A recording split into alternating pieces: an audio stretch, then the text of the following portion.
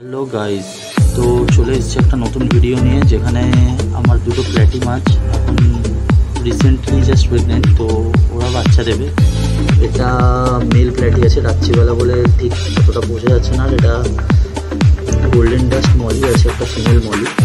এবার আমি দেখাচ্ছি যে মাছ দুটো বাচ্চা দেবে, ওদেরকে আলাদা করে সেপারেট করে দিয়েছি ট্যাঙ্কে। তো এইভাবে তোমরাও আলাদা করে রাখতে পারো প্রেগনেন্ট মাছকে। আমি জাস্ট একটা নেট কেটে ওটাকে আলাদা করে সেপারেট সেকশান করে ওদেরকে বসিয়ে দিয়েছি। নেটের তলার দিকে বাচ্চাগুলো জমা হয়ে যাবে, যে বাচ্চাগুলো হবে। আর এগুলো হচ্ছে ফিমেল ফিশ, দুটোরই ফুল পেটে এখন ডিম রয়েছে, বাচ্চা রয়েছে অ্যাকচুয়ালি।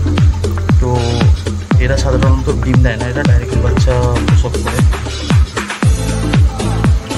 তো এইভাবে আলাদা করে সেপারেট সেকশান করে এদেরকে রাখতে পারো। আরও ইনফরমেটিভ ভিডিও পেতে চ্যানেলটাকে সাবস্ক্রাইব করো, লাইক করো অ্যান্ড কমেন্ট করো। এরা কতদিনে বাচ্চা দেবে যদি কেউ জেনে থাকো সেটা কমেন্টে জানিও।